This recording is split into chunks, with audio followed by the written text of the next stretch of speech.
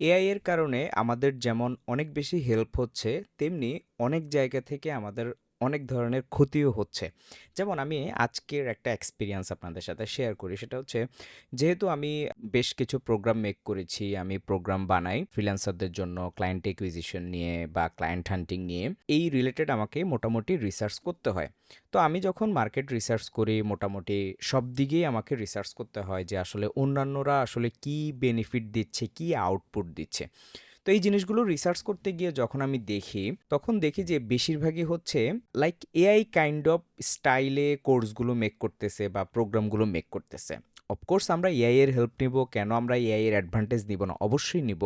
But এখানে experience কিন্তু অনেক বেশি ম্যাটার করে। যেমন আমরা প্রায় 10 to 12 ইয়ার্স ধরে একটা মার্কেটে বিলং করতেছি, একটা জায়গা ধরে কাজ করতেছি। সো আমরা এআই ইউজ করি, বাট আমাদের এখানে এক্সপেরিয়েন্সটাও কিন্তু পাশাপাশি অ্যাড হয়। বাট অনেকেই আছে যারা এআইটাকে ইউজ করতেছে, ওইটা দিয়েই তারা প্রোগ্রাম মেক করতেছে, তারপরে বিভিন্ন ধরনের জিনিসগুলো বিল্ড করতেছে তাদের অডিয়েন্সের জন্য। বাট এগুলো মোস্টলি তাদের এক্সপিরিয়েন্স থেকে আসে না। তারা জাস্ট হচ্ছে এআই থেকে আউটলাইন মেক করে এআই দিয়ে স্ক্রিপ্ট বানিয়ে তারা জাস্ট প্রেজেন্টেশনটা ভালোভাবে করতেছে, দ্যাটস ইট, আর কিছুই না। এটার জন্য কিন্তু আসলে আপনারা ক্ষতিগ্রস্ত হচ্ছেন বেশি। আপনারা হয়তোবা তার জিনিসগুলো দেখতেছেন, বাট তার কিন্তু কোনো প্র্যাকটিক্যাল এক্সপেরিয়েন্স নাই। সে জানে না মার্কেটে কি হইতেছে, কি না হইতেছে, এবং এই জিনিসগুলো কিন্তু আপনার সময়টাকে অনেক বেশি নষ্ট করে।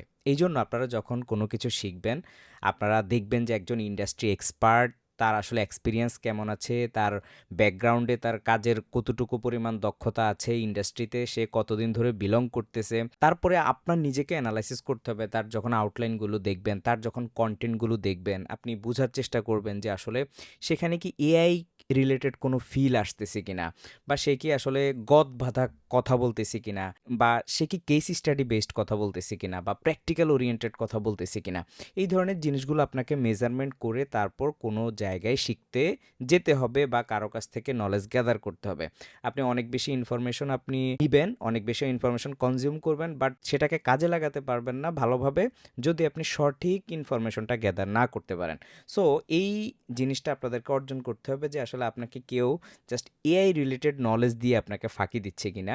রিয়েল এক্সপিরিয়েন্স দরকার, রিয়েল নলেজ দরকার। সো এখন থেকে এই জিনিসটা মাথায় রাখবেন কোনো একটা জায়গায় কোনো কিছু করতে গেলে, যে আসলেই কি এক্সপিরিয়েন্স থেকে আসতেছে কিনা, প্র্যাকটিক্যাল জায়গা থেকে আসতেছে কিনা। Thanks everyone.